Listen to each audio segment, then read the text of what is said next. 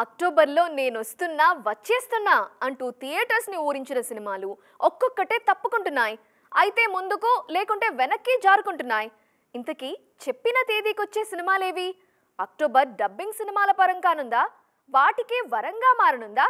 Let's watch. October 10న అక్షరాల నాదే అని ఎప్పటినుంచో చెప్పుకుంటూ వచ్చారు దేవర తారక్. అయితే పనులన్నీ అనుకున్న టైం కన్నా ముందే పూర్తి కావడంతో ఫ్యాన్స్ కి సర్ప్రైజ్ ఇస్తూ సెప్టెంబర్ 27న వచ్చేస్తున్నామని ప్రకటించారు. దీంతో అక్టోబర్లో తెలుగు సినిమాలకు చాలా మందికి గ్యాప్ దొరికినట్టే అనిపించింది. సేమ్ డేట్ కి గేమ్ చేంజర్ వస్తే చూడాలనుకున్నారు జనాలు. RRR హీరోల్లో ఒకరు మిస్ చేసినా ఇంకొకరు ఆ గ్యాప్ ని ఫిల్ చేస్తున్నారని హ్యాపీగా ఫీల్ అయ్యారు. కానీ ఇప్పుడు అలాంటివేమీ కనిపించడం లేదక్కడ. గేమ్ చేంజర్ లో చెరీ పోర్షన్ ఇంకొక 5 రోజులు బ్యాలెన్స్ ఉంది. అది కాకుండా మరో 15 రోజుల స్కెడ్యూల్ పెండింగ్. వీటన్నింటినీ బట్టి గేమ్ చేంజర్ అక్టోబర్ ని స్కిప్ చేసినట్టే. ఇప్పటివరకు అక్టోబర్ వైపు చూస్తున్న ఏకైక బిగ్ మూవీ రజనీకాంత్ వేట్టాయన్.